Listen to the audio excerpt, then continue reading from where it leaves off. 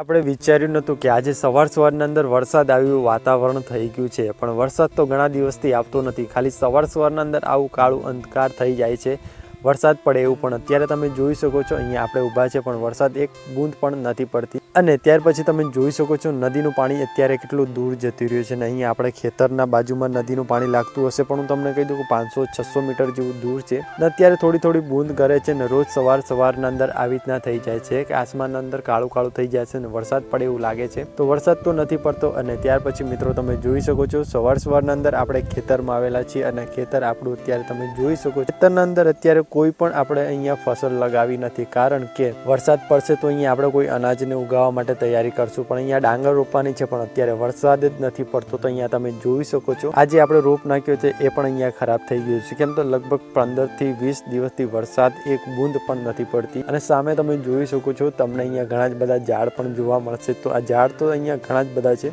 પણ ઝાડના પાના પણ અત્યારે નવા આવી ગયા છે. અને તમે જોઈ શકો છો આસમાનના અંદર તમને એવું કંઈક લાગતું હોય છે કે આજે જોરદાર વરસાદ આવવાનો છે. બિલકુલ મિત્રો એવું નથી. રોજ સવારના અંદર આવું થાય છે, પણ વરસાદ અત્યારે આવતો નથી. મિત્રો ધીમે ધીમે આસમાનના અંદરથી જે કાળા કાળા વાદળ હતા ને અહીંયાથી હટવા મળ્યા છે. તમે જોઈ શકો છો અહીંયા. અને તમે હવે જુઓ અહીંયા તમને થોડો વિડીયોની અંદર તાપ દેખાવા લાગ્યો હશે.